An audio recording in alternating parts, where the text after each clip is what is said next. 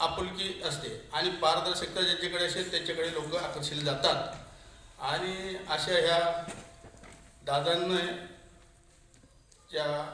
याच्यात दुःखात अंमळनेर तालुका काँग्रेस कमिटी पूर्ण सहभागी आहे.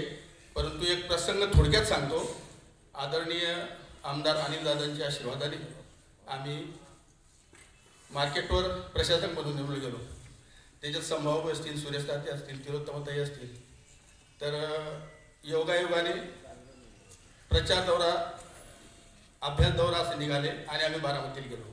बारामतीला आम्ही KVK हे सेंटर पाहिलं. तिथेच आमचा मुक्काम होता. तिथे 4-5 दिवस राहिलो मित्रांनो. म्हणजे बारामतीचा इतका विकास, शिस्तबद्ध विकास, मार्केट कमिटी तर किती 5 पेट्रोल पंप असा विकास दादांनी तिथे केलेला आहे. असे दादा महाराष्ट्राचे नेते होते, देशाचे नेते होते. काही प्रभावित करून जायचे. अजितदादा म्हटले की आपला जवळचा माणूस वाटायचा. दिलेला शब्द तुम्ही पाळताच ही तुमची ख्याती अख्खा महाराष्ट्राला माहीत होती. माननीय अजितदादांची सानेगुरुजी कर्मभूमी स्मारक प्रतिष्ठानच्या कामानिमित्त आमचे आमदार अनिलदादांसोबत व बारामती येथे प्रशिक्षणानिमित्त 3 ते 4 वेळा आमची भेट झाली.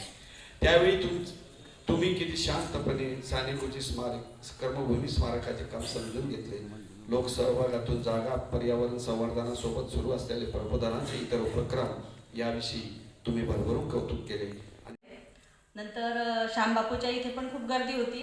सुरेश दादा म्हटले की तुम्ही अनिल दादांकडेच दिदींना घेऊन या. आणि ज्या वेळेला जेवण वगैरे आटोपलं ना आम्ही तिथे गेलो, त्यावेळेला दादांना भेटायला खूप गर्दी होती. पण दादांचं लक्ष दिदींकडे गेलं आणि एवढ्या गर्दीतून दादा म्हटले, मला वाटतं तिलोत्तमाताई पण होत्या तेव्हा, आणि ताईंनी दादांकडे सांगून म्हणजे बोलून घ्या असं किंवा भेटून घ्या म्हणण्या आणि दादांचं लक्ष गेलं आणि दादा म्हटले की अरे तुम्हाला कळत नाही का, कशाला गर्दी करताय, त्या दिदी आलेल्या आहेत, आधी त्यांना भेटू द्या. आणि त्यावेळेला दादा आम्हाला भेटले. आणि आपल्याला खरं पटणार नाही, त्याच्या आधी एक तहसील कार्यालयाच्या बाहेर काहीतरी सभा झाली होती छोटेखानी. त्यावेळेला परिचय झाला होता. दादा म्हटले काय म्हणता वकिलींबाई, तुम्ही म्हटलं हो तुमच्याकडे ऑलरेडी मोठी तिलोत्तमताई आहेत, मी छोटी, हो ते बोलण्यातूनच जाणवतं. आणि एक म्हणजे पदाधिकारी किंवा आपल्या मंत्रिमंडळातला आपल्या याच्यातला वक्ता किंवा पदाधिकारी यापासून तर एक छोट्यातला छोटा कार्यकर्ता, सामान्य व्यक्ती याबाबत जी त्यांचं म्हणजे मनात लक्षात राहत होतं, जी ग्रास्पिंग पॉवर होती, खरोखर असं व्यक्तिमत्व होणार नाही. आणि अशा या वैयक्तिक 2 लोकांना बोलवलं आणि विषय फक्त 15 मिनिटात संपवला आणि स्ट्राईक 15 मिनिटात आमची संपली. बाहेर डिक्लेअर झाली आणि ती स्ट्राईक संपली. तर दादासारखे लोकनेते, बहुजन नेते, सहकार नेते तयार व्हायला कमीत कमी 50 वर्ष तरी लागतात. असे नेते, असा नेता आता तयार नाही होणार आहे महाराष्ट्रामध्ये. अशा नेत्याला जमिनीपासून तर आता जो मुन्नादादांनी सांगितला असे अनेक प्रश्न ते आम्ही आम्हाला जशी माहिती घेत होतो आम्ही त्यावेळेस सरांना भेटलो होतो, उद्धव साहेबांना, सुप्रियाताईंना, सरांना भेटलो होतो. पण त्यांनी हा तोडगा फक्त 15 मिनिटात संपवला.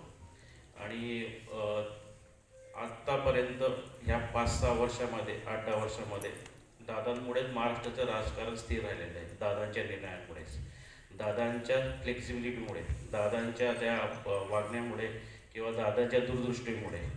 तर अशा या नेत्याला आज अंमळनेरच्या नागरिकांतर्फे मी भावपूर्ण श्रद्धांजली अर्पण करतो. मिळाली होती आणि एकदा दादा मला म्हणाले होते छान बोलतात. तो माझ्यासाठी राष्ट्रीय पुरस्कार होता. असे दादा की छोट्यातल्या छोट्या कार्यकर्त्याला, छोट्यातल्या छोट्या माणसाला सुद्धा त्याची दखल घेणारे दादा आज आपल्यात नाहीत, याची खरंच सगळ्यांनाच खंत आहे.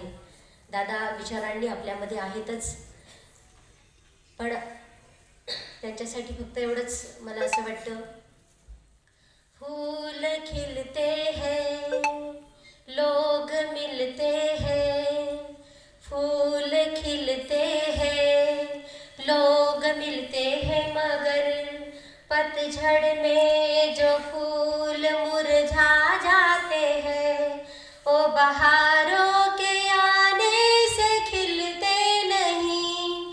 कुछ लोग